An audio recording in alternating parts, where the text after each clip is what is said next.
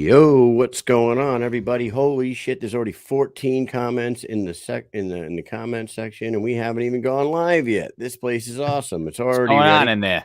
What's going on in there? Everybody's shown up tonight to hear from Chancey Wilson and Roberto Armas, and possibly get their hands on some free Bareknuckle corn snacks and some autographed pictures.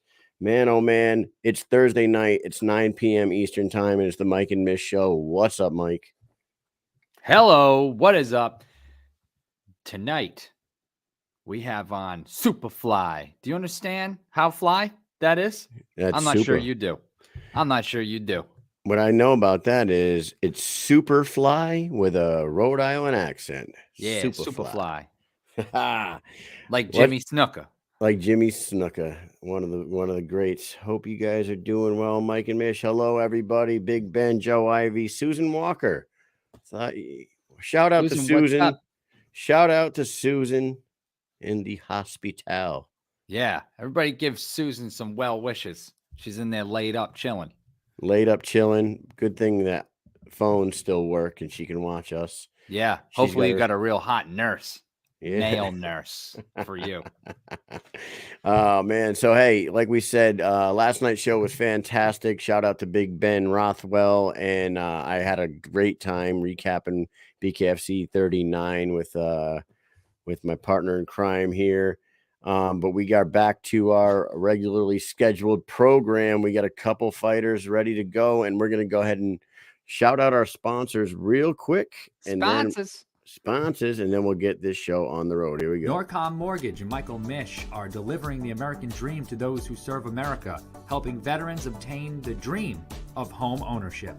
They offer programs that include no money down, no first-time homebuyer requirement, 100% cash-out refinances, rehab loans. They can help you purchase a home, purchase a condo, refinance an existing mortgage, create a dream home with rehab loan. To learn more, visit www.michaelmish.norcommortgage.com or call 860-884-2103.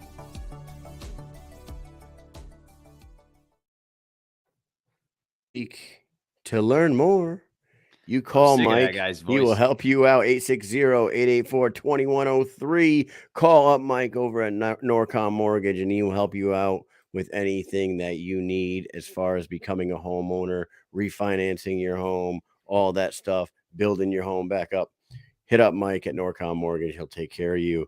We got the gear on right now. Guerrilla Warfare. You see it on my chest. You see it on my hat here.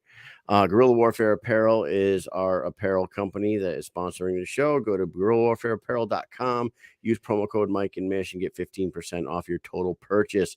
If you want to get jacked, you want to get in shape, go to condemnedlabs.com. Use promo code Mike and Mish. Get 10% off your total purchase.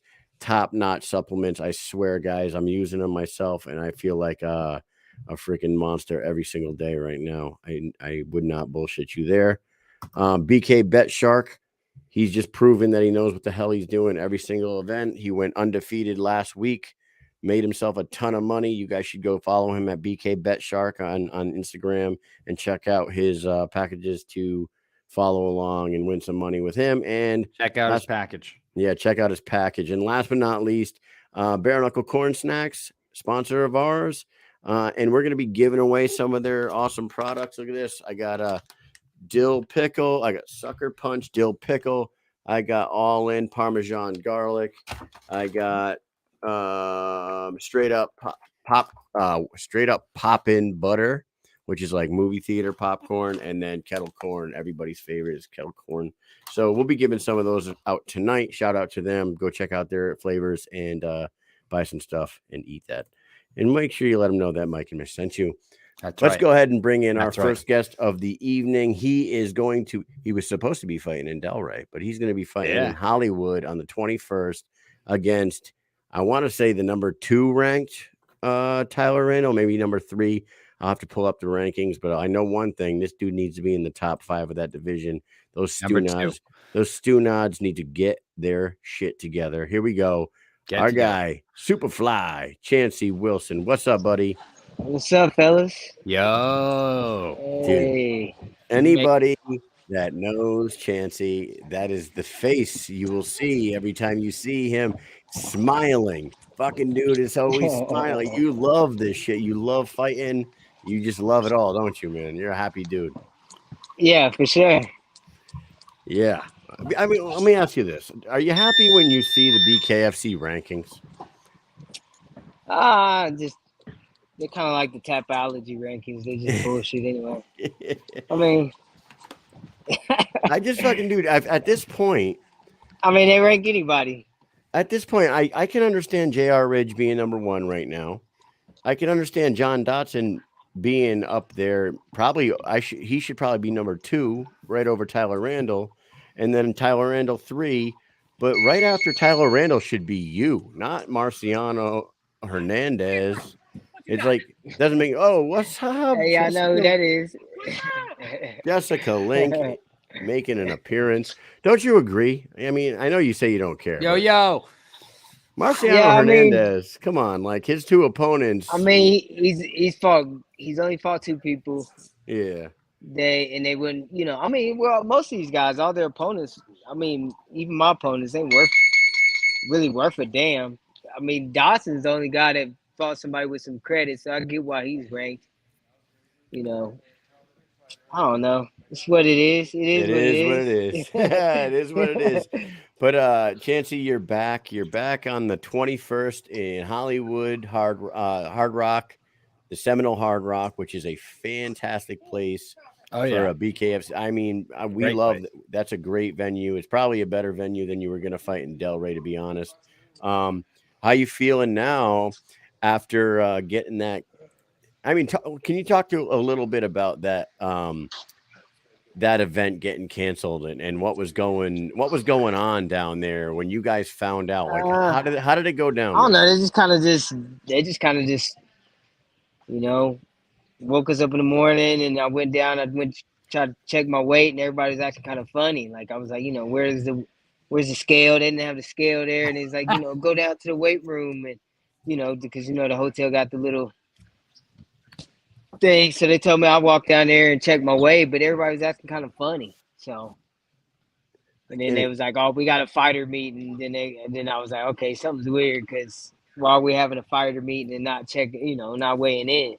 Don't like that. And then, was there they just said it was the venue, I guess. Was there any rumblings of like some weird shit going on prior to that morning, or was this a complete surprise? No, it was just all like a surprise. It just kind of just busted it out to everybody at once.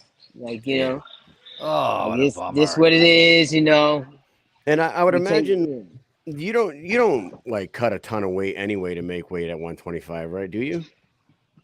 Nah, I cut 3 pounds. I was gonna say. So I didn't even check my weight till that morning. Yeah. So a guy like yourself, to get it canceled and get pushed 3 weeks, that's not a tax on your body. As far as like some of these guys, like like Chris Sorrow, he cuts a lot of weight to make 205, and like Townsell, and these guys, those guys that had to suck through a fucking a cut must have been real ripped that morning. A guy like yourself, probably not as much. You know what I mean? Yeah, and then I think a lot of them carry that mentality from MMA. They cut a lot of weight in MMA, and where boxers kind of stay close to weight, But it is what it is. I mean, I'll stay close to weight, I'll stay ready. These other guys are gonna have to suck weight again, and it's gonna be taxing on them, and it's gonna hurt. Yeah, but, it's a short time frame too. It's not like a big time frame. Yeah, for sure. My opponent, he looked like he cut quite a bit too, so he's gonna have to make it twice. So I commend him if he come back in and make it again for sure. Yeah, so you saw him that morning. You got a good look at him. You got to size him up a little bit. He looked like he was a little drawn, maybe. Yeah. Well, they all look like that.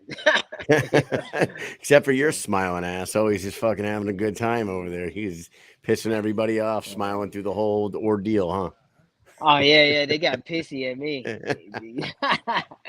Especially Joshua. Joshua Ritchie got pissed. Oh, really? Why? I don't know. I just rubbed him the wrong way. He's like, "Oh, I'm cutting weight." I'm like, "Man, they just canceled the event. Go eat." Yeah, you don't have to prove anything to anyone anymore. It's time to go to the freaking store. Oh man.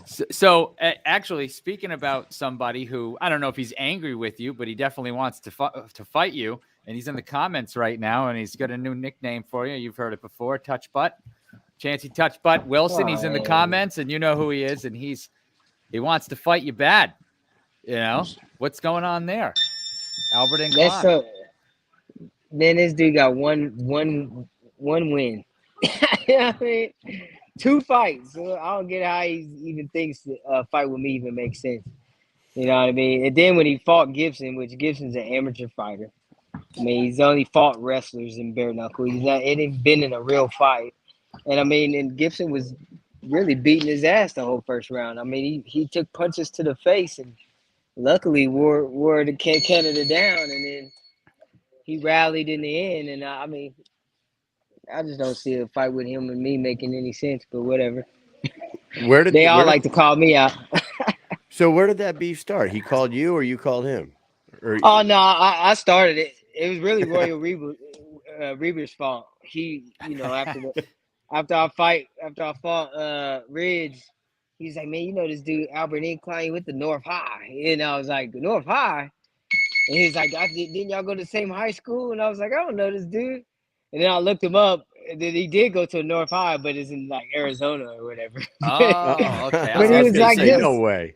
He was just talking shit, like all on his Facebook, just calling out people, just talking. I was like, "Man, I gotta say something to him." I felt kind of offended. Like, why you ain't talking shit to me? Like, I want to be in the group. But no, I fucked with him one time, and I mean, something wrong with him. I think he's special needs or something. He won't leave me alone. Well, he definitely, he's banking on you winning this fight because I know he definitely wants to fight you, and I would imagine that. But where does that make sense? If I'm ranked number one after this fight, we're basically number 2. Ridge would be number 1.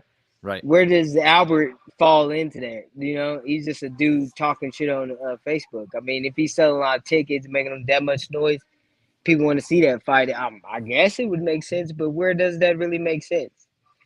Well, I guess that's between you guys and the matchmaker, and I can see a beef going back and forth enough. Definitely would pull that fight for sure.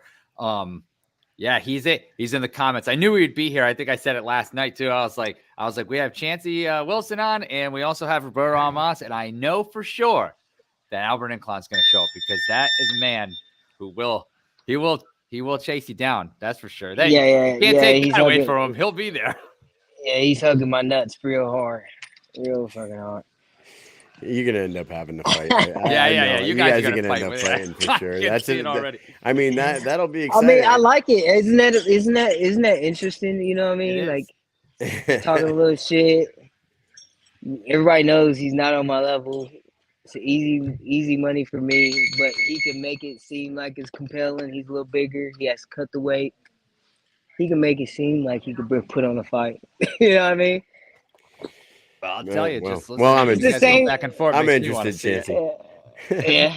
I know that you guys would sell it, man. I think that you guys already are kind of selling it before you even fight your fight with Tyler Randall. You guys are already selling the next one, so you're looking into. Well, I feel like after y'all see me fight Tyler Randall, y'all not really gonna want to see that fight because if you go back and watch that Gibson first round, dude don't even know how to fucking block punches. He sat there and 8 punches to the face. Gibson hurt his hands, and then he's not really a face puncher. I mean, he's a body punching kind of cat, and he don't throw a lot of volume. So, I mean, it was inevitable. I already said that Gibson wasn't a good fighter. I was going to beat him like forever ago. I already had the game plan for him. I already said that he's not a killer. He's not going to come in there and try to fucking knock anybody out.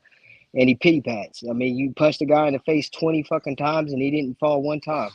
So, I mean, I'm just a different breed of fighter. You're not going to stand in there and get punched in the face, fight me for a round. Homer Simpson it, Nah, man. Well, we'll see when that happens. But you got a fight coming up with Tyler Randall, and I do want to talk about this one before we go too hard on the other one. Tyler kind of like, I don't know if he surprised everybody last fight with Kerry Caprio, or Kerry Caprio surprised everybody in that fight, because Tyler came out hot in that first round and was battering Kerry Caprio around. And then Caprio came back and did his thing and ended up getting the finish. What did you see in that Tyler Randall fight that jumped out at you? And how confident are you heading into the 21st? I'm super confident, man. I feel like I just got to go in there and move and box and move my feet, feint, move in, and give him a straight boxing technique. I mean, once the Italian dude, I think he's Italian, once he started boxing, it was a different kind of fight. Like when he sat there and just threw punch for punch, Tyler Randall could knock anybody down. If you're just going to throw punch for punch with him and let him throw that unorthodox, overhand, and he could catch you with something. But when dudes start getting on his bike and moving his feet and actually boxing, then it became a different fight. I mean, Tyler Randall just didn't have the defense, and it was a different ball game. So I think that's what it is. I'm just coming here and I'm gonna just box his head off and just be the better athlete. I think it's like your division is really, really building up, and not just you guys in the top 5, you in the top 5ers, but like we just said, Kerry Caprio and Gian Herrera, and even David Diaz has said he's going to come down to 125 at some point. You guys got a lot of potential, like, great fights going on, and Albert Inclon and Devin Gibson. They're like, they all saying it, but they ain't none of them making weight. Just like Daniel Everett, he didn't fucking make weight. They didn't even made 125. Bridge only made 125, like, I think once. A lot of them talking about it, but they ain't fucking doing it. Just like Eazy-E. Reggie been talking about 125 for 3 years now. Where the fuck, I didn't realize that none of these guys are making weight. I didn't know this. I didn't know that. That's news to me. I mean, like, it's not news to me. I just doesn't. I guess Albert ain't fought at 126. He keep talking about flyweight. He caught weight at 130 with Gibson. These dudes ain't fighting 125. They call themselves flyweights. How are they even ranked if you ain't fucking made weight? This don't make sense to me. Yeah, I don't know the exact weights on their fights right now offhand. So I'll take your word for it, man. And I think they're catching weight. Here's the thing about weights, and this is something that BKFC can definitely work on, and they're going to have to start being a little more tough. They need to be tougher on people not making weight to make people make weight, because I think as they grow, right, and they're growing fast, more eyes are going to be on the sport. And when those weigh-ins, like, the whole thing with the weigh-in show is great because, it's a performance. People get in front of each other. But the regular weigh-in already happened. So when they show the weight at the bottom of the screen and everybody sees that somebody is 3 pounds overweight or 4.5 pounds overweight, you know what I mean? It's like, wait a second, what's going on here? Yeah. And it happens a real lot. And it seems as though, and I'm not saying people do it on purpose, but we know they are. We know there's people who generally tried and couldn't make it because either they didn't know what they were doing or maybe late notice fight. But there are a lot of people who go, fuck it, all these other guys ain't making that shit, so I'm going to pretend to make it, and they'll get close, It happens, and you see it a lot now. So I think they need to definitely be like, oh, that's it, 20%, no doubt about it. You're losing your money, 20%, cutting it out. And maybe they do. Maybe they have to do 30. I don't know, but they got to do something. I think you do 20%. I mean, they're going to start making weight for sure. 20% is a nice little number. Yeah, I agree with you on that. I hate to call out, I got nothing against Albert. We like Albert. We have him on the show. We talked to him a bunch of times. He's good. But Albert just said in the comments that he made weight for that fight with Daniel Gibson, and it's showing that you weighed 129.5, Albert. If it was a flyweight fight, 126 is the max. 126. What was the contracted weight for? Unless it was contracted for 129, I don't know. Yeah, I think they just caught weight at 130, which that's not a flyweight fight, Yeah. They do that. They do the same bullshit in He's MMA. funny, dude. He said same shit. same shit. Whatever. That was a okay, Howie's saying that they agreed to 130. So if that's the case, he did make weight. Right. And that's what's weird is like, okay, so I know like the weight classes, if you were to look at the list, they have that 9-pound swing, you know? So it's like from 25 to 34. And that's the weight class. And it's like, well, you got to kind of make 25 if you want to fight for the belt. 126 on the dot, or 125 if it's the title fight. Yeah. That's the weight class. That's the way it should be. I don't know what that 10-pound swing or 9-pound swing thing is, but you know what I'm talking about when they show the list. It's like shows the all the way up to the next weight class. I'm like, what is that? I don't even know what that is. I don't know if that's like a boxing thing because I'm not like way into boxing, but I don't know why they do that. I don't know if they do more like MMA weights. I mean, if they did more boxing weight, I'd be pounds. I'd be at like 122 or 118. Yeah. You know? Wow. I wouldn't be fighting at 126. I weigh 120. I walk around 128. Why am I fighting at 126 anyway? I'm just doing it just because that's all that's available. Yeah. You're an animal, man. Hey, you went back and so that last time you fought against JR Ridge, you guys, I think, did you guys and Travis and David both get fights of the night? Did they both give you guys? Yeah, honestly, that's what I thought. It was a fucking hell of a fight. You guys really went at it. We're actually going to give away an autographed picture of you in a second here. But when you go back and you look at that fight, it looked like you could have took that fight. And even in that fifth round, the first minute of that fifth round, you were getting them. And then something changed halfway through the fifth round. In that last minute, it looked like maybe you just ran out of gas. I don't know. When you go back and you look at that fight, what do you see? Or I mean, did you see something that you can clearly do better this fight without giving away any game plans here? One, I wasn't in shape. I went to the gym like out of the 30 days training for the fight. I went to the gym like maybe twice. I didn't have my coach. I just got slaughterhouse to corner me when I went there. So I went there with no game plan, no coach. I smoked the backwood in the parking lot before I went and fought. Like I didn't really care. I mean, I thought I was going to beat Ridge anyway. I didn't think he really had the skill. And I mean, I'm just a fighter at the end of the day. I'm a pure fighter. And I mean, skill for skill, I feel like I'm better than anybody. I mean, but out of shape, I was kind of, lacking with my skills. I was dropping that jab. I was dropping the jab when I was throwing it.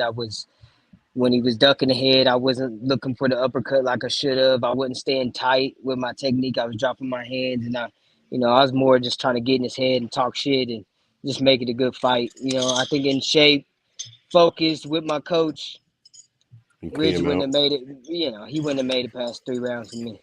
Well, it was a hell of a fight. You had the place freaking roaring all the way from first round bell to the ending bell. You guys, and you never went down. The best part about you is you never went down. I mean, the second that last bell rang, you took a knee, and you're like, okay, now I can take it easy here. Ridge is a dog. He's a dog, but he had the weight advantage, and he kind of pushed me up against the rope. But just being honest, not talking shit. He wasn't really hitting nothing. He wasn't turning on those punches. They were just kind of arm punches. I was just tired. I really couldn't pressure him back and push him back off me. But he really was just kind of just weight bullying right there. He really wasn't doing much. Sometimes if a guy just outweigh you in a boxing match, they can hurt you and not really have disciplined punches. A bigger guy can just bully you and push you against the rope and really make it look like something. But he really wasn't doing much. I was just tired. That's why I took the knee. I was tired. I had to catch my breath. If you see me, I was even stumbling. My feet kind of like once you seen the gas go, my feet kind of stumbled in there a little bit, and then I dropped my hands low. I was just tired because I was trying to knock his ass out. That's really what it was. The fifth round, I knew I was behind. I knew they weren't giving me no rounds, and I was throwing everything I had. You heard the smacks from the punches when I was hitting him. I was trying to, get him out of there. He was just a lot more durable than I expected him to be. He kept that fight in him for sure. Nah, man, you came out in the fifth round and like you were really trying to put it on him in that first minute for sure. You were like you just said, you were looking like you wanted to fucking end him in that first round, and then it was just like Tank went down. So yeah, it I was mean, boom. it was It happened. It happened all of a sudden too. It seemed like you're doing good, and then boom, that was it. So well, hey, why don't we do this? We're gonna give away an autographed picture of Chancey Wilson. We don't have the do we have the picture to pull up, Mike? There it is. You see, you guys all see that picture right there. Look at that crazy bastard looking like Simon Phoenix over there from Demolition Man himself. So we're going to do a little speed round with Chancey before we get him out of here. But in the meantime, the first person in the comment section to tell us the total number of punches thrown in the J.R. Ridge versus Chancey Wilson fight will win that autograph picture. And the boys over at Extreme BK fan page will mail that to the winner. So if you want to win it, total number of punches thrown combined between J.R. Ridge and Chancey Wilson. With that said, we're going to go ahead and give you the first question here. Here we go. Number one, if you could give one tip to your teenage self, what would it be? One tip: save money. Save money.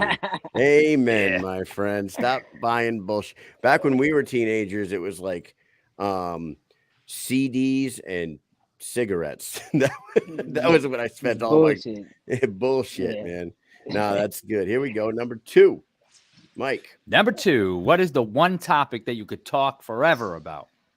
I can talk about fighting forever. I mean, MMA, wrestling, Muay Thai. I mean, any topic of fighting, we can just talk for days. Right? Hey, keep going. No, that's great. We could, that's what me and Mike do for a living. We just talk fights all day. Even when we're on duty at work in the military uniform and we're doing other shit, we're still talking fucking fights, man. So hey, you work on aircraft, Chancey? Yeah.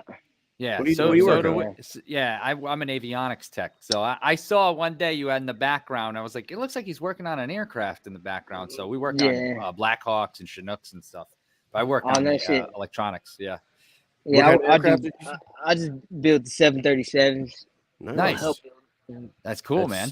Hey, so far nobody has gotten it. A couple people are in range, but you guys are a little high. But right now, I'm not talking about like you're high. You're just high on your numbers. All right. No, probably high too. You're probably high too. Number three, if you could be a superhero, what power would you have? Super strength. Super strength. All day, man. Like Hulk strength or Superman strength? Like Hulk strength. I want to fucking bust a building down. Yeah. Just smash. Nobody's gotten the number bullets right. Bouncing off of you. Superfly smash. Yeah. A superfly slice. Anybody remember the first Avengers movie when that giant fucking worm monster was coming through the sky and it's like the size of a building and the Hulk runs up there and just trucks it? He just stops it with dead nuts in its place. I'm like, man, that motherfucker is too goddamn strong. I love it. All right, number four. Best and worst comic book movie or movies. Catwoman. Catwoman is the worst. Terrible.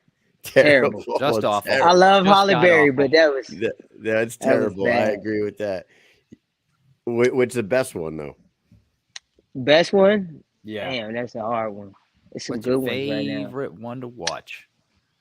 That one that y'all was talking about the other day. That what was that? What was that one with John Cena? Oh, Peacemaker. Man, yes. I've been watching. I watched that season, man. It was fucking good. That's my favorite right now. That is right now. That's my favorite, man. I love that show. Okay, so nobody's gotten this number right, but I can tell you that Ryan Reber's mom is the closest so far. Shannon. You guys, by now, you guys could have pulled it up on the app and done the math yourself. If you want this picture, let's go. Last question. Go on the app. Yeah, go add it together. Yeah, add the two numbers. Here we go. Last question for Chancey. If you had the opportunity to be immortal, would you take it? Nah, I think everybody supposed to die at one point. Yeah. For sure. I don't want to outlive my kids. Right? You know what? I don't think I have asked that question to a bunch of people at work. And every time we come up with questions for this show, we test them on people. I don't think anybody said they would take immortality. Yeah, it's because it could be very miserable. Because even after you lose all the people then you're going to meet a bunch of other people, and then they're all going to die. And it's just going to keep on happening. And I don't we know. lived I too mean, it long sounds like a already, really you know? horrible thing to me. Think you're gonna live like 80 to 100 years? That's a long fucking time. Yeah, you're like, oh my God, is this ever gonna end here? All right, Megan's the closest so far. With that said, hey, Chancey, you might not know who wins this this picture of you. Let's bring that picture right back up here. Look at this thing. Look at this guy. Weigh-ins. Lion. He's a lion, not a sheep. He is that is a signed picture that is going to Can you go add to a voiceover to that picture? Look like sheep wool on top of my head there, right there. All right, man. Well, we're gonna keep the contest going in the comments section while you're gone. We'll let you get back to the gym. You got Jessica Lincoln there. You got everybody working hard. Take a minute. Send a direct message to your opponents, your future opponents, and let us know what your last words before we let you go. Oh, send a message to him. If you want. I don't know. He's Put me on too the damn spot. nice. You're like, I'm gonna punch you in the face at some point. No, you're all in trouble. My gas tank's up, and now I'm gonna fucking take everyone. I feel like they know what it is. They watch me fight. They know who the fucking champ is. They know who the best is. I mean, that's why they all calling me out. I mean, that's why they all got my name in their mouth. You know, it is what it is. Look at that. Howie says you look 6'1" in that picture, by the way. Yeah. Damn, Howie. All right, man. Well, if you have any sponsors or anything you want to shout out, we'll let you do that, and then you can get out of here.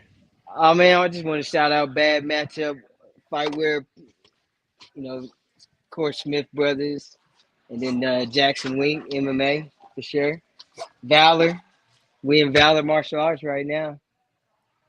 The biggest and best gym in Wichita. Damn, that thing's big. Look at that place. Chancey, are you gonna make the trip down to Jackson Wink sometime soon? I know your manager's down there right now doing some work. Man, I would love to, Kev. man, but I don't really got enough time off work right now. No. So I don't know. I'm planning some shit, but we'll see. I'll probably have to leave my job, but we'll see. No, don't do that. No, yeah, it's good money. So yeah, who knows? Yeah. That's a good. But, you know, what company is it? Spirit. Spirit. Okay, that's cool, man. That's awesome. I kind of want to go civilian at some point, you know. Yeah, come to Wichita and get your job. All right. There you go. Probably find right, you a Chancey. nice woman out of here. All right, Chancey. Thank you very much for your time. Get back to training. We cannot wait to see you back in there. April 21st, BKFC 38. Right after we just watched 39. You heard it right. Yep. It's going to be in Hollywood at the Seminole Hard Rock Casino. Get the app if you don't have it. Thank you for your time tonight, sir. We will be tuned in on the 21st. Mike, you got anything left for him? Nah, man. Thanks you so much for coming on. I was sad we missed you the other day, but look, we got to run it. So that's great. Appreciate y'all, man. I thank you a lot. Take it easy, brother. Have a good one. Nice talking with you. Later. Dude, that guy's like the nicest dude ever. Yeah. I know. Okay, so I guys, noted that when we went out to dinner that time. There was a bunch of us in Orlando. Everybody in the comments, the numbers in the 300s, Megan and Big Ben have gotten the closest so far. One of you fucking stoonods hit the number on the head and win this goddamn picture.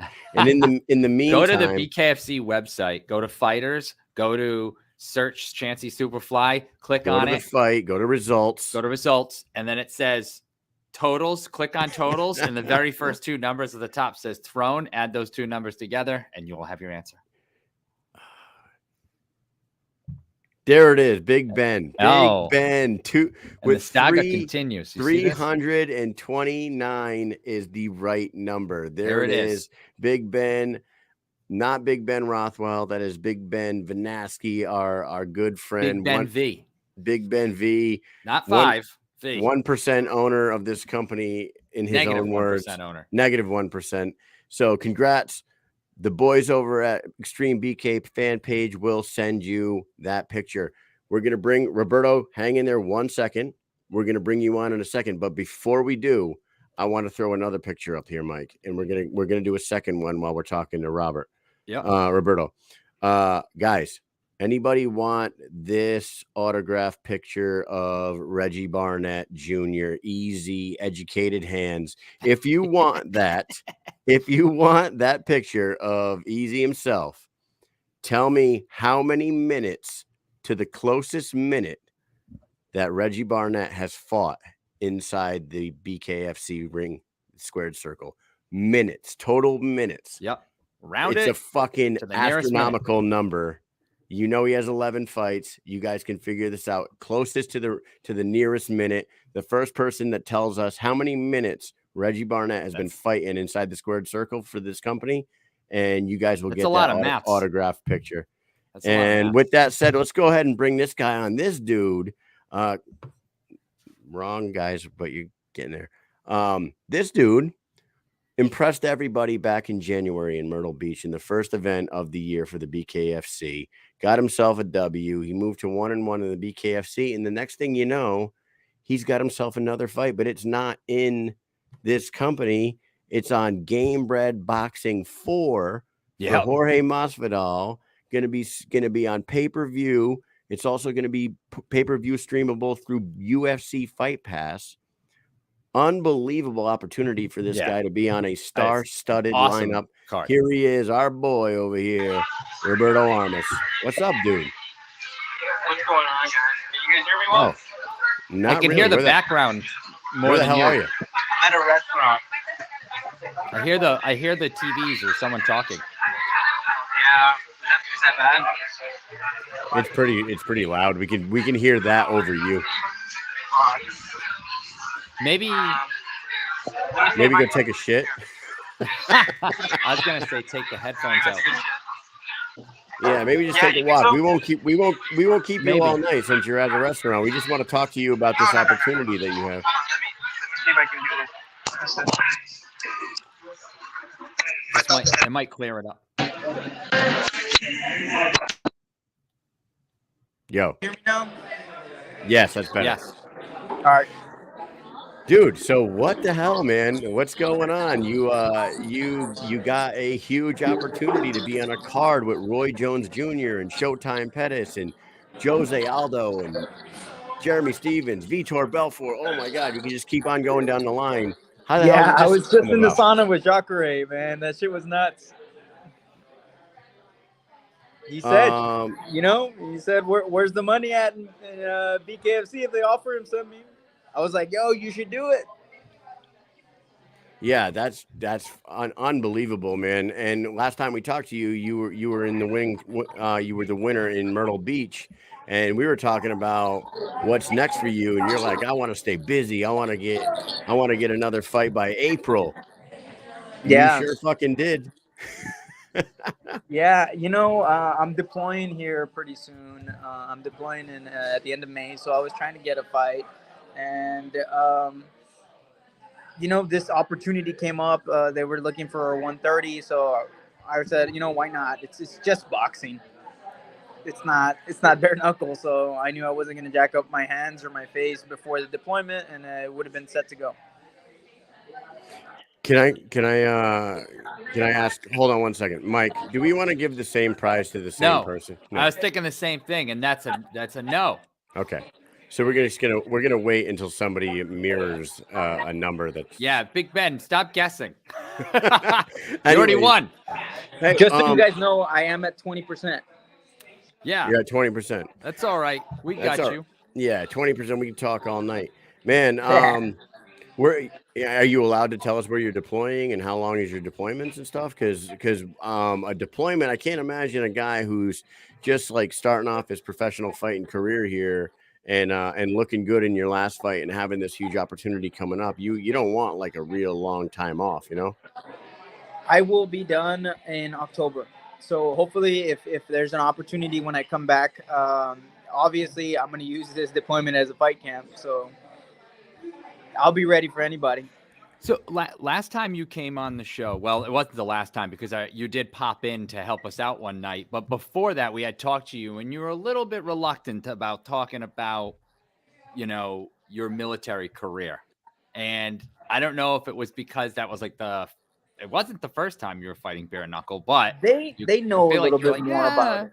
You know, I try not to, again, intertwine it as much. I feel like the cat's out of the bag now, but you know, as long as I can perform at work, I think we should be fine. You know what the best part about deployments is? That downtime that you do have. You obviously, when we go on deployments, we have a job and you're going to do your job. But when your hours are done, you may be on call, you may be, you might have to stay ready to go do whatever. But in the meantime, there's so much time for the gym. There's so much time to rest. There's so much time to catch up on TV shows that you may not have had a chance to watch. There's so much time. You I'll can tell you really this much, diet. right? It's unbelievable. So here at home, I have my kids, right? I have school. I have workouts that I need to be doing, and then I have work, right? So essentially, I'm in 4 different places, and then I have another job on the side to provide more income. So when I leave on deployment, it's less work on me. It's more time to work out, really. Dude, it really is for and people somewhat. When my wife deployed a couple years ago, by the way, we have a winner for the Reggie Barnett. The Reggie Barnett winner is Megan Savardi with 89. Yep. That is the correct. That is the correct answer. Big Ben answered it for you 10 minutes ago. And all Congratulations, Megan. I'll send you an autographed picture of me, though. There you go. With a crop top Mission Accomplished shirt on. Yeah. No, what I was about to say, Roberto, me and my wife are dual military, right? So I'll deploy, she'll deploy. Yeah, we'll go back and forth. We haven't in a long time because we've been in for so long. But Amy's last deployment, I had I want to say Nolan was 3 and Jackson was 7. She felt bad for me because she knew how much less responsibility she was going to have deploying than leaving me home with those 2 kids. I swear to God, that's the mentality of military people. It's hard. It's fucking hard. Yeah. Yeah. Being a single parent is hard. You know, I don't put that on anybody. You know, even people outside of deployments that have, you know, kids on their own. It's not easy at all. Yeah. Right. It is tough, man. I would hate right now. How old are your kids? I have a 10-year-old, a 3-year-old, and twin 1-year-olds. Oh my! Wow! Holy shit! Ooh. Is the 10-year-old playing sports and stuff? Nah, man, he likes video games too much. I think he's really? starting to show a little bit of interest. So we'll see whatever he wants to do, he can do. You know, if he doesn't want to do martial arts like his dad, then it's all right. I don't care. Yeah, it would kill me right now only because my kids are older. My kids are 8 and 12, and they're really getting into the thick of things with sports, and baseball starting, and they're both doing jujitsu, and they're both, you know, one of them plays basketball as well. They both like golfing, so it would really fucking suck, you know. But I can't imagine having twin 1-year-olds. That's for sure. Yeah. Do you ever imagine having twins? No way. Man, dude, a guy from right in our the shop over from us had twins not long ago, and he's just I don't know what to do. You could tell, when he walks into work, his face is just blank. They're not identical, so that's what's awesome. I mean, you got to find the good with the bad, right? But they're friends, you know. They play with each other, and obviously sometimes they're jerks to each other. The best thing for me is when I take them to Costco and then they fucking fight over the samples, because the Costco has the two seats and I sit them next to each other, and if one has a sample and not the other, man, he just reaches over and just snatches. My boy, he's 33 pounds, and my little girl, she's so tiny that they're not growing at the same rate. Yeah. So he's a fucking bully when it comes to the food. He'll grab all that shit and eat it. Oh shit. Is it rare to have a twin set, one boy, one girl? Because and not identical. And no, because a lot of the twins that I've ever known, not even the non-identical ones, are either 2 boys or 2 girls. You know what I mean? It's I don't know if I know any sets of twins that's 1 boy and 1 girl. Wonder if that's a rare thing. It's probably more rare. It's probably rarer than having, two of the same sex, I'm sure. I don't know exactly how the process works. I think it's up to the female and the amount of eggs that are coming out. All right, let's talk about your fight. You're going in there and you're gloved boxing now. What have you been doing to train for this? Like, how long ago did you find out that you got this fight? How long has your camp been? So you're having what, a 6-week camp? Four and a half. 4.5 weeks ago I found out. But that makes no difference to me. Is I don't have to worry about getting cut or breaking my hands. Obviously, there's a level of conditioning that you have to prepare for a boxing bout, because you're expected to go longer and last longer instead of worrying about a cut and stuff. But at the same time, I train like that for a bare knuckle fight, so I don't have to transition as much. That wasn't a big issue for me. The biggest problem that I have with glove boxing is that some people try to take advantage of the time set that you have, and they try to outpoint you. I don't like that, and I'm coming in here to rough whoever they put in front of me up. That's it. That's what Nice. I want to do, and I want to go in there and cause violence. I like it. And the guy you're fighting is fairly new boxer too. He only has 2 pro fights, right? So it's not. Yeah, like he's got a lot of amateur fights. I think he's got like 40 something. Oh right? shit! Nah.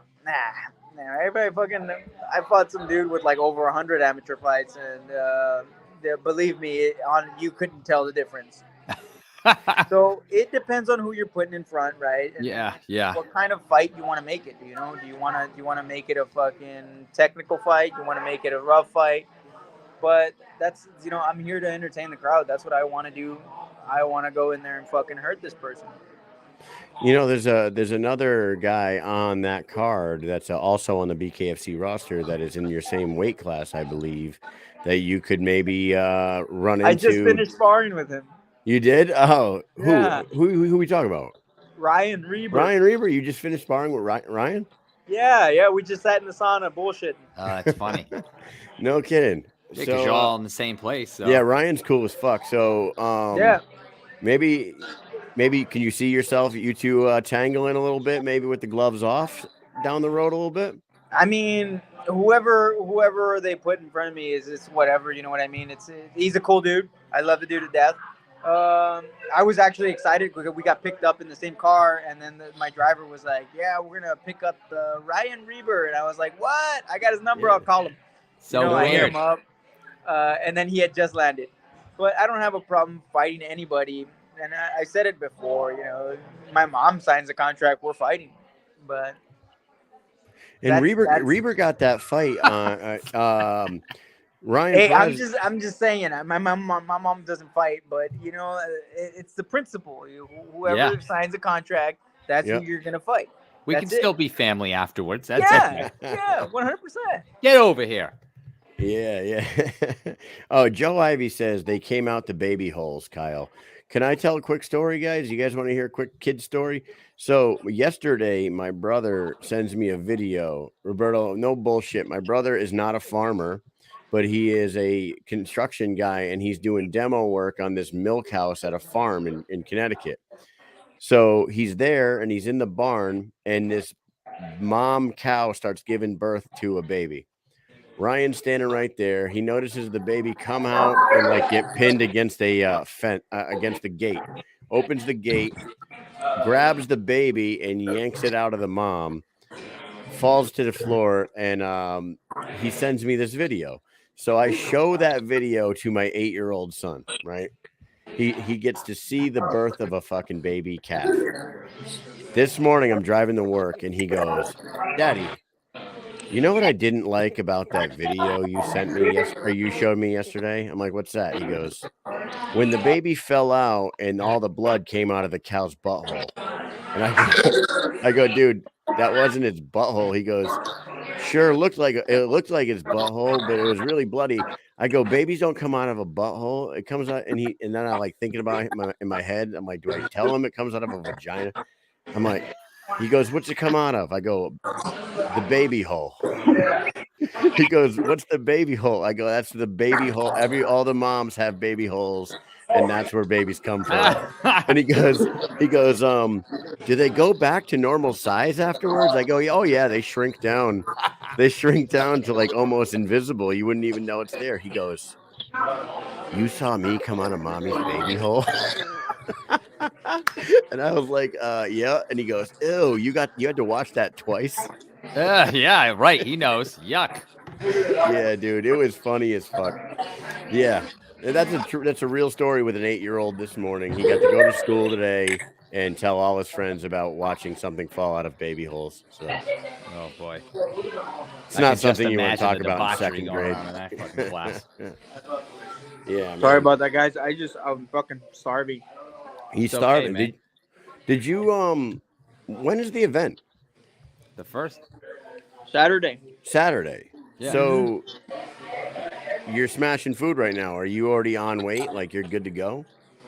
Or like yeah. You're like, yeah, man. I work hard for a purpose, you know. I don't like cutting weight just to cut weight, you know. Struggling. I like food. I like eating. I like drinking water. What weight is the fight at? What weight is the fight at? 131. 131. Interesting. Them boxing weights, man. And you know, I wanted to ask you this: did you get to see or meet like Roy Jones Jr. or anyone like that yet since you've been there? I was in the sauna with Jacare. No way. I saw Vitor hitting mitts, maybe like 5 feet from me. Jeremy Stevens was there in the steam room too. That's so fucking crazy. Ryan Reber. Yeah. It's just wild that you're like surrounded by all these fucking huge names in the combat sports world. That fight card, the way Jorge Masvidal and whoever his matchmaker is, put Dean Toole put that thing together to have like the Jose Aldo, Jeremy Stevens one is like a dream fight as far as because Aldo can't kick. I love this fight with gloves on. I love this as a pure boxing. And like I was talking with somebody about it. They're like, "What are you talking about? Fucking Aldo's gonna wax his ass." I'm like, really? Have you ever watched Jeremy Stevens fight? That dude throws fucking hammers. Yes. And if it's just boxing, I don't know. Have to worry about kicks. I don't know, man. I think that Stevens could absolutely fucking win that fight, in my opinion. Thoughts? It's gonna be it's gonna be interesting. So that we can't pretend like fucking Jose Aldo doesn't hit hard with the glove either. Yeah. Right. You know? I'm definitely gonna have a good time sitting down and watching the rest of these fights after I'm done. I'm going to look up these betting odds in a minute here, but I'm going to tell you on Tapology, out of 176 people voting, 1% thinks Jeremy Stevens wins. Wow. That's terrible odds. And if the betting odds are like that, I think I put a couple bucks on Jeremy Stevens. Me too. Just cause. Absolutely. And I think that like no offense to Jacare's never been a real huge striker, especially with his hands. And I wouldn't get in the sauna and say that. No, I know that, but Vitor, we all know what Vitor does, man. Vitor is a fucking Terminator. So that seems like a weird when they announced that one. I was just like, wow, man, Jacare could submit him any day of the week, but box him? I don't know about that. There's some crazy fights on this card for sure. Yeah, I mean, they're both not natural boxers, so it'll be a fun fight to watch for sure. You know, they're not going to stick to the technicalities of boxing. I feel like they're going to go out there and rough each other up, and that's what everybody wants to fucking see. Yeah. Yes, they do. And, you know, Jorge Masvidal won't be there. I was disappointed to hear that because he's in the middle of his training camp himself, so he won't be there to you know, I don't know if you've ever met him, but that's one of those guys that I've been a fan of since fucking Strikeforce days. And like, I heard Tyson might be there. Oof, Oh man, that's somebody you got to meet. If that's 100% somebody that before this whole fucking thing's all said and done with us traveling and doing fight shit, I got to meet that guy. There's no doubt. Have to. Mike and I are going to get out of the Army strictly to get on a show on the hot boxing with Mike Tyson. I have my Tyson replica shorts that I fought last with. So hopefully, if he's here, he can fucking autograph them. Oh Nice. man, that would be fucking. Tight. So will you be wearing? I also brought the jorts. Are you wearing? Hopefully they let me. Hopefully we'll see the jorts on Saturday. Oh, dude, that'll be awesome. So, all right, you better see the fucking jorts. Yeah, we don't want to keep you too long. We're gonna do a quick speed round with you, but what do we expect between you and Javier Zamaron? I hope I said his last name right. Saturday night. How many rounds is the fight, and how many rounds will it go? Tell us. Four 3-minute rounds. What are we expecting? Well, you've seen me fight. Yep. I want to put on a show. I want the crowd to be the winners. I'm not. Again, I've told you guys here a million times. I'm not here to win or to lose. I'm not saying I'm gonna lose. I'm here to fucking wreak havoc. I'm here to hit somebody in the fucking face, and I'm here to get punched. That's what I want. That's why I do this. I love it, man. I do. I can't wait to see it. I can't wait. I'm so happy for your opportunity on this card, and I hope you nothing but the best on Saturday night. We're gonna ask you a few quick questions, real quick, and then we're gonna get you out of here. Number one, what is the most disgusting thing you've ever had to consume in order to be polite? Actually, this is easy because I consumed it and I didn't know what it was, right? So when I lived in Portugal, one of the Portuguese people made me food. They said, "Hey, my wife's made this alcatra dish. It's very good. You can eat it. We made it for you. We put it in the fridge." So I brought the dish out on a weekend because he wasn't there, and I worked the weekends. So I brought the dish out, and it looked like it was a brown bowl of shit. And I was like, fuck. Oh, man. And I am polite. I ate it, and I was like, yo, this shit was disgusting. So Monday comes around, and he's like, oh, did you like the food? And I'm like, yeah, dude, it was delicious. Thank you to your wife. And then he comes back like 10 minutes later, and he's like, Jabardo, that's jackass. You didn't eat the food. It's right here. How are you going to tell me it's not good? And I was like, oh, my God. I go back to the refrigerator, and I find out that was just molded-ass fucking avocado that turned brown. Oh, God. And I was like, oh, it's just nasty. Oh, His wife's food was fucking delicious. That is so funny, dude. Oh, man. I thought you were going to say he was going to be like, nah, man, that shit sucked. What are you talking about? Nah, I can't do that, man. I can't. But I thought he was going to tell you, like, the food sucked. Like, how you tell me it was good? It sucked. Like, how you can tell me it's good and you can fucking eat it? Did it taste anything like avocado? I mean, no. Like, maybe didn't even have a hint of avocado in there. Nasty avocado. That's disgusting, dude. Ugh. All right, number 2. Hey, what's the worst thing about airports? Fucking people. Yeah. People, they're like, oh, group 1, and then group fucking 10 is lining the fuck up. Yeah. Sit the fuck down. And then you get the fucking cocksuckers. Pardon my language. You get the cocksuckers that get in the plane, they sit in the back, and they put their fucking luggage in the front.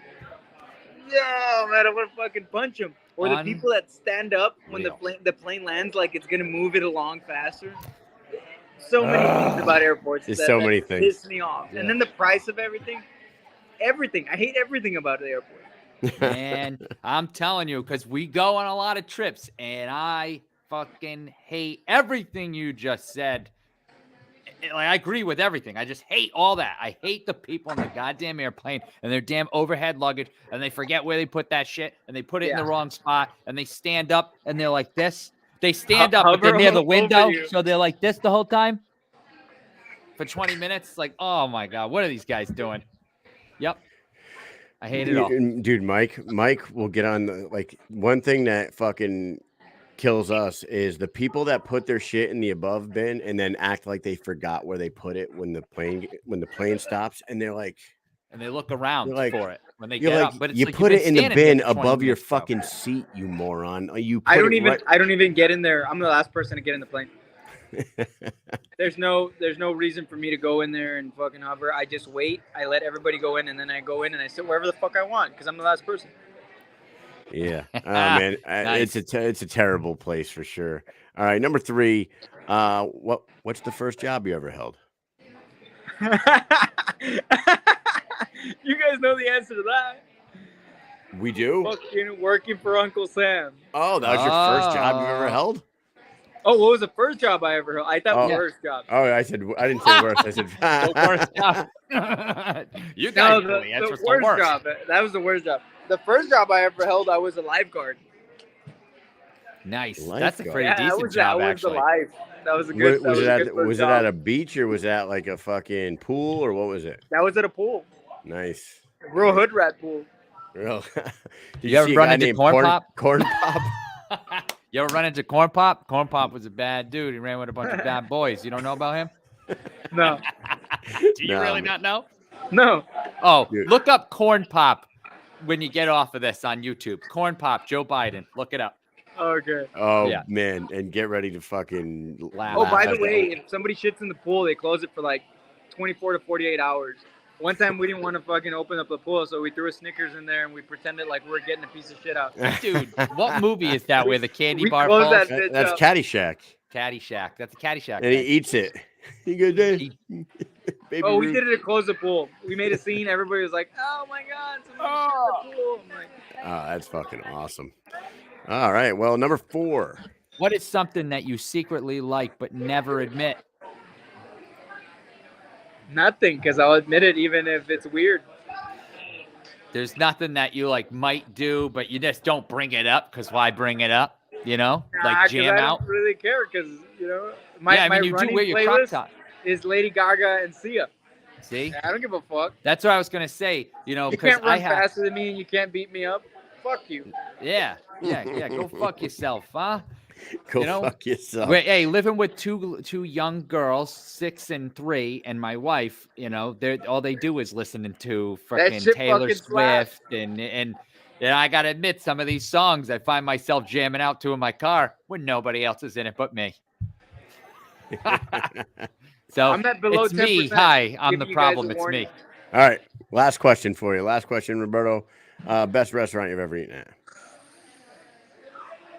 Man, that's tough, dude. I think that you have to break it down to like best Mexican restaurant, best Italian restaurant, best burger. You know, it's too many. There's too many options. What are you in the mood for? You know what I mean? Yeah. Well, what's the Let's one put that it- really let's just put- blew you away? Let's put it to you this way: if you could go back to any one restaurant right now, what's the first one you're going to? I love pizza. Yeah.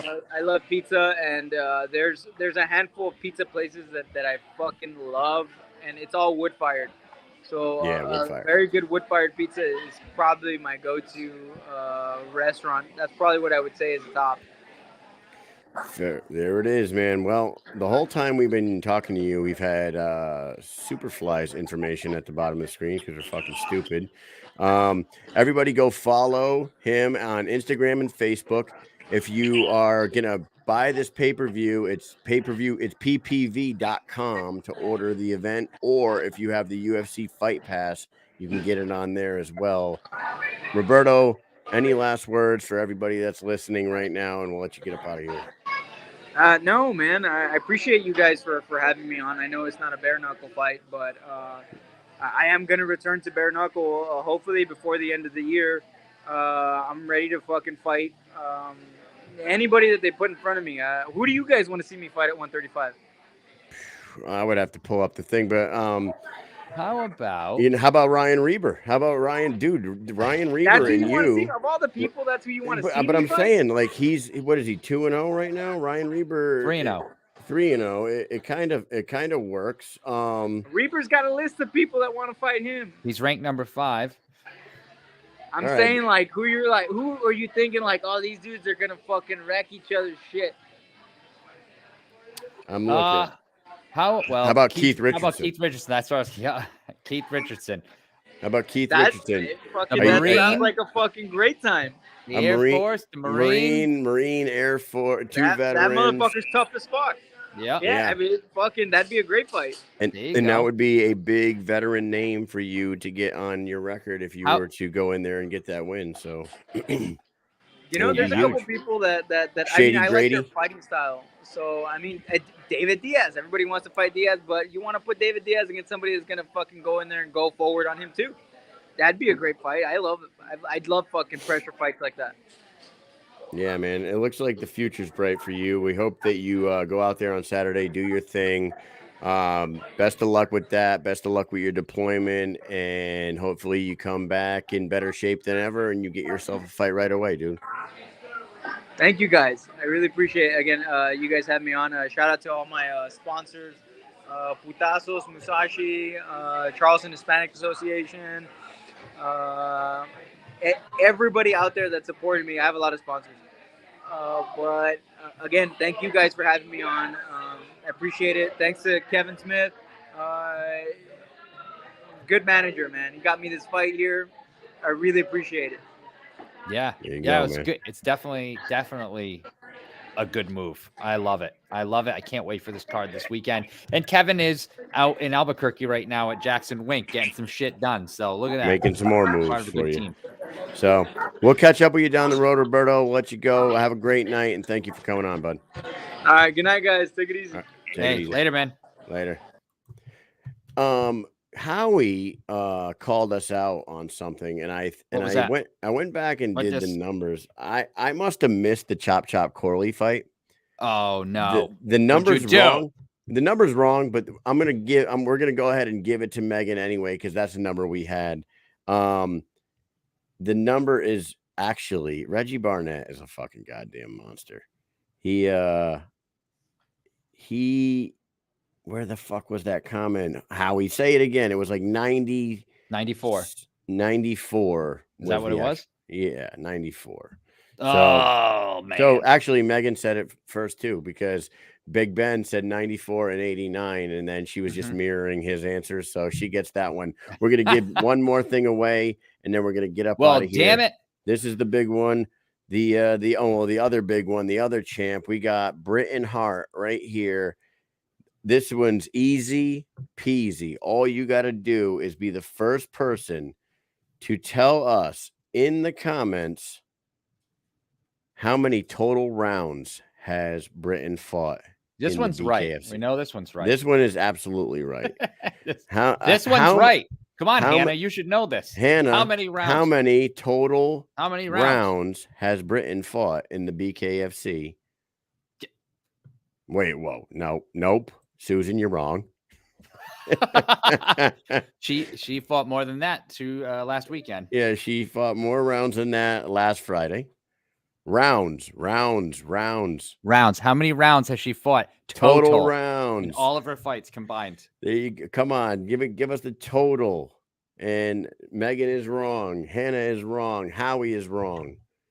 Howie's going to tell us that we're wrong, but Yeah, Howie, we're right about this Hey, one. you guys want to know something? Slaughterhouse Boxing. I heard Howie was talking shit about you guys. I don't know. That's what I heard. That's the new thing that we were doing this weekend. We were just saying Howie just talked shit about people just for anything. It didn't matter what it was. I heard Howie was talking shit about the Blue Moon fucking steakhouse or whatever. There's anything you can say he's talking shit about, you just say it. That was the joke this weekend. Oh, man. Things were getting very close and now so far away. No, yeah, you guys had a couple. And in the meantime, we can give a couple of these things away too. We got to give a backup battery out to Roberto Armas. You know, he's got to carry that backup there it is. battery. Howie got it. Howie got it. Howie wins it with the 44 rounds for Done did it. Britton. Howie, if you're a gentleman, you see Britton all the time. You'll get a fucking autograph from her. When you see her, you will give that fucking prize to Hannah. You bully. You fucking bully. Nah, man, he's probably got Howie probably you might has even have your address, Howie. So Howie probably has a mural of Britton with all kinds of autograph pictures and paraphernalia. Howie says he doesn't need it. The Extreme BK Fans page has provided us all of these awesome signed photos to send out. So thank them. Don't thank us. We're just here. We're the middlemen. We're sending this shit out to the world, but they're the ones that are doing the real work and getting these things signed and buying the photos and all that stuff. So they're putting in the real work over at BK Extreme Fans page.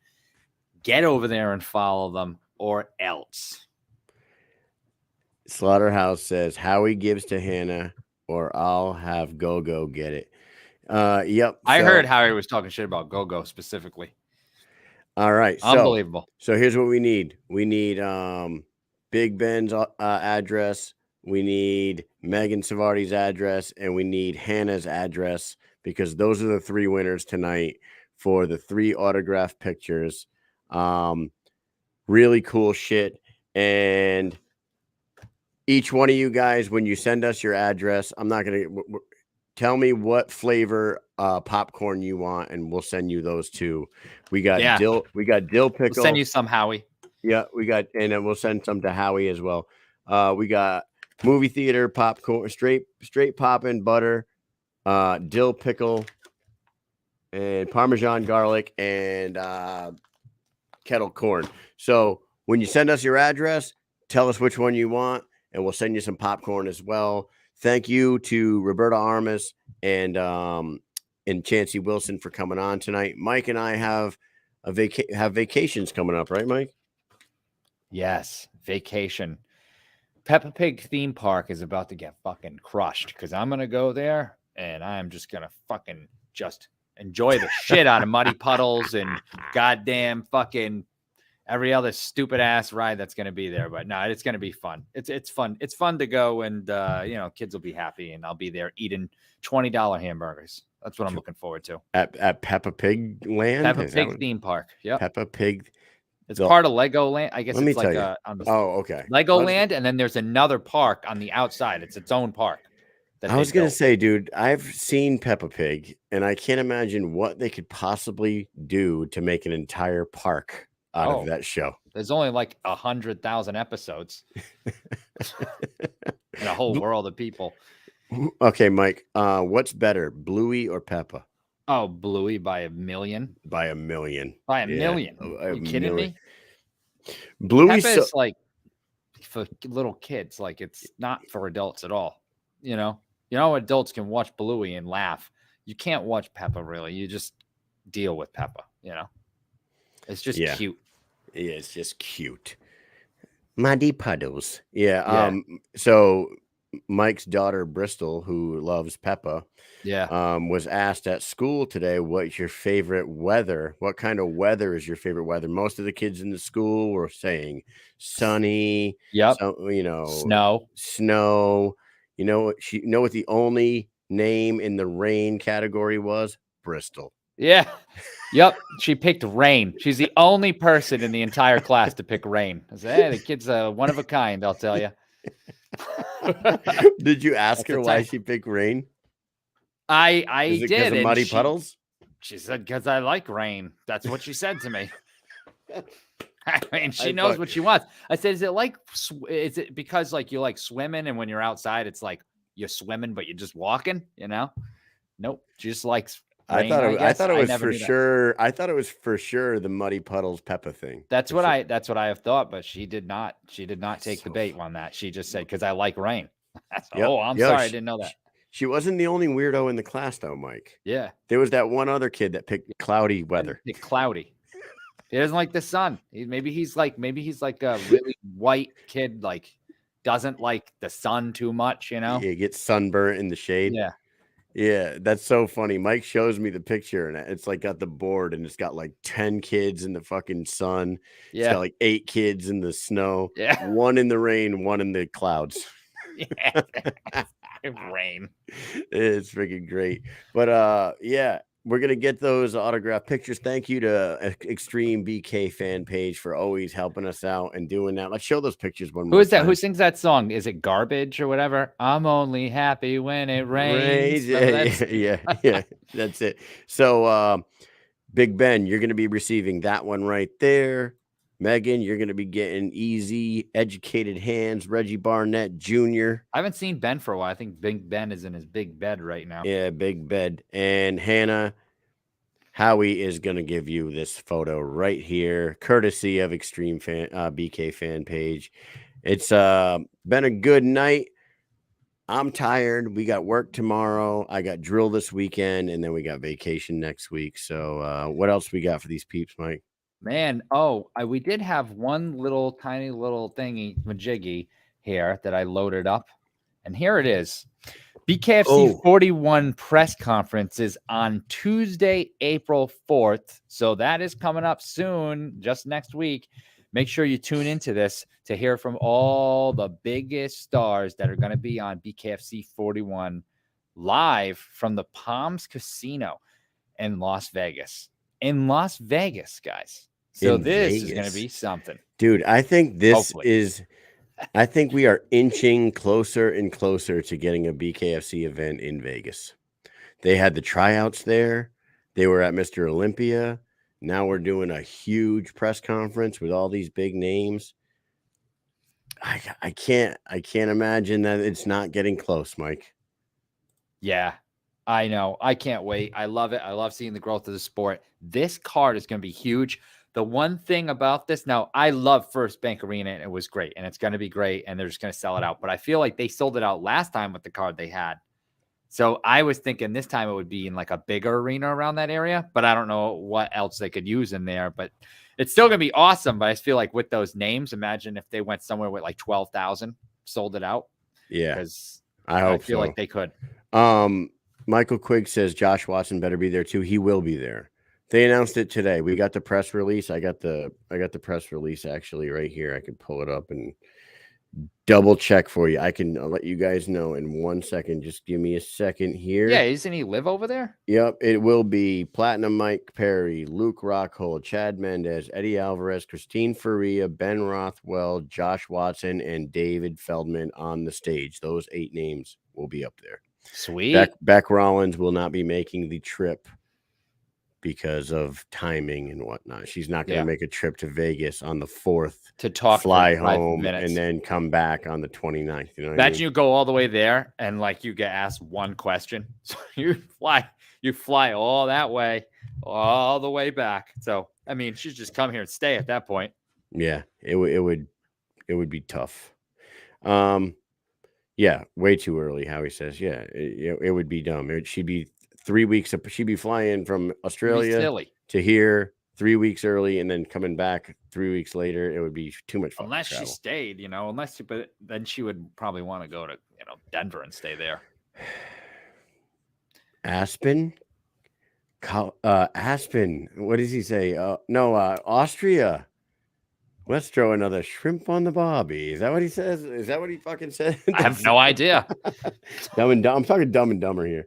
Me too, but I'm in Canada. Oh, Hannah's in Canada. Okay.